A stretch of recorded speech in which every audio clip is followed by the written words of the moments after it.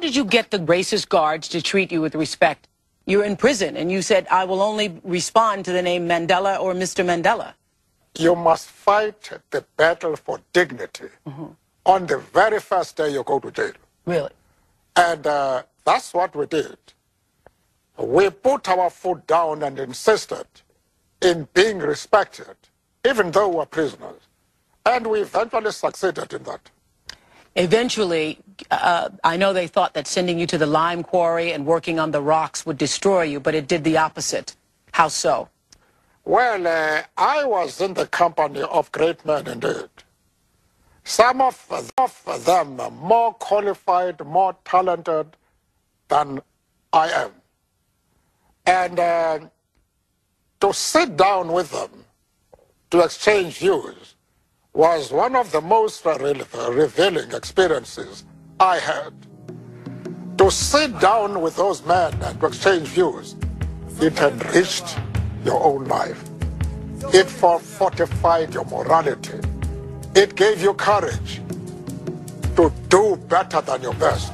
The thing that was challenging was getting him to admit that he played the greatest role in the apartheid movement, because he kept saying, no, it wasn't me, it was all the other people.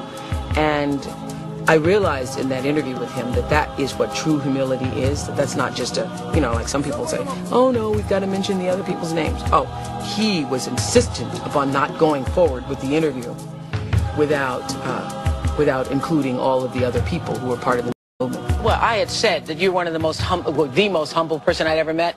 I will tell you that when Mr. Mandela arrived today, he said that a producer met with him in the room, and he said, what is the subject of today's show?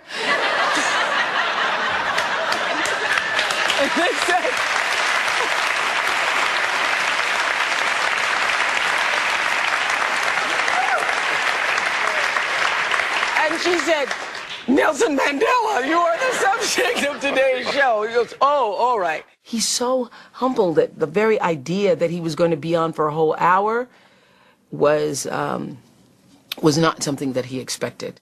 You'd also said to me one evening, you said, we made the brain dominate the blood. Our emotions said the white minority is an enemy. We must never talk to them. But our brain said, if you don't talk to this man, your country will go up in flames.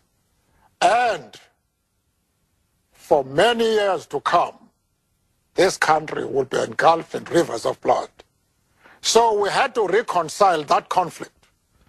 And our talking to the enemy was the result of the domination of the brain over emotions.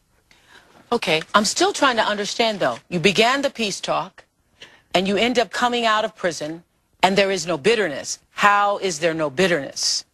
Well, I hated oppression. And when I think about the past, the type of things they did, I feel angry. You have a limited time to stay on earth. You must try and use that period for the purpose of transforming your country into what you desire it to be. A democratic, non-racial, non-sexist country. And that was a great task.